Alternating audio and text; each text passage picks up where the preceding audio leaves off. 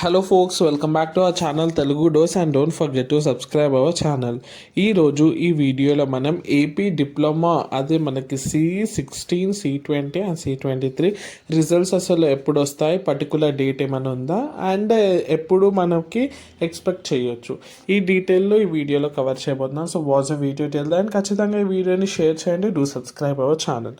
First and foremost, so మనకి AP diploma results డిసెంబర్లో వస్తుందా అని కమెంట్స్ ద్వారా అడుగుతున్నారు.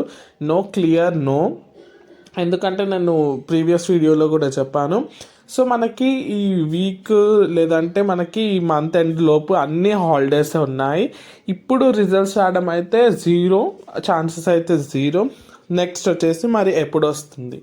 సో మనకి మ్యాక్సిమం మనకి January 8th, 9th, 10th ఈ 3 రోజులైతే పర్టికులర్గా అన్ని ఆర్టికల్స్ ఇవ్వడం జరిగింది.